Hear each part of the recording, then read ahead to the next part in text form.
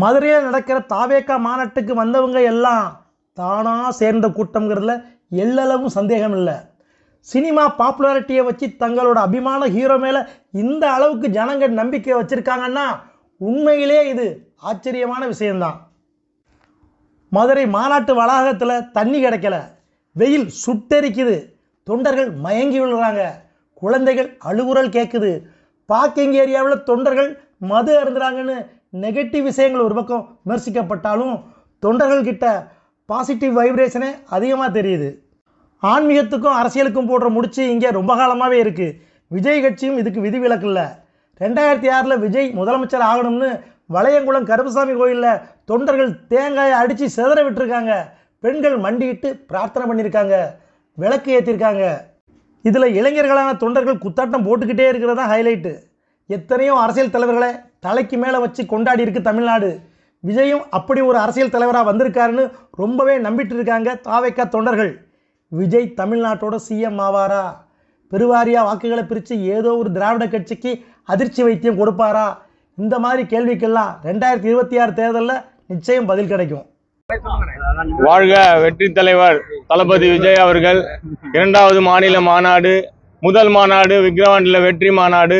இது 2வது மாநாடும் மதுரையில் கள்ளழகர் இறங்குற வழியில் இறங்குற திருவிழா மாதிரி ஒரு மிக சிறப்பான ஒரு திருவிழா மாதிரி நடந்து கொண்டிருக்கிறது மாநாடு. அதனால் இந்த மாநாடு நடக்கிற லைனில் வளையங்குளம் கருப்புசாமி கோயிலில் நல்லபடியாக அந்த மாநாடு நடக்கணும்னு வேண்டி அந்த கருப்பண்ண சாமியை வேண்டி 108 தேங்காய் உடைச்சி பூஜை ஆரம்பித்து மாநாடு கிளம்பிட்டோம். இது வெற்றி மாநாடு. தளபதிக்காக வந்து பார்த்தீங்கன்னா மற்ற மாநாடுலாம் அன்னைக்கு காலையில் வருவாங்க, மதியம் வருவாங்க. 2 நாள் 3 நாளைக்கு முன்னாடியே அந்த மாநாடு பார்க்கறதுக்கு மக்கள் வந்து கூட்டம் அலையும் போது அந்த கூட்டத்தை கட்டுப்படுத்த முடியாத அளவுக்கு ஒரு மாநாடு மிகப்பெரிய வெற்றி மாநாடாக அமையணும்னு கடையில் வேண்டிக்கிட்டோம். அதே மாதிரி பார்த்தீங்கன்னா 2026 தளபதி மட்டும்தான் அங்கே தமிழ்நாட்டின் முதலமைச்சராக வருவாருன்னு அங்கே நம்பிக்கை இருக்கு.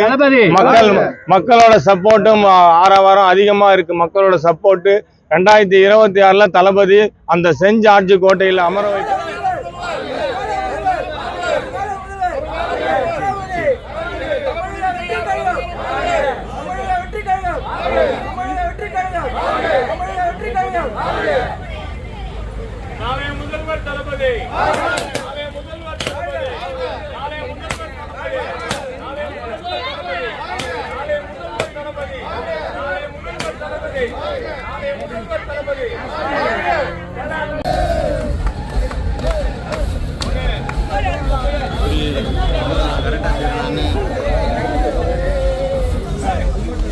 தள்ளி தள்ளி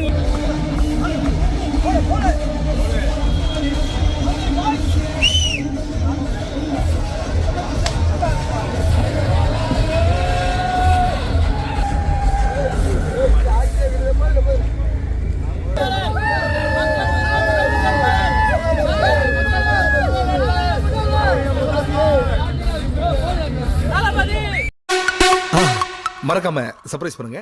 தேங்க்யூ.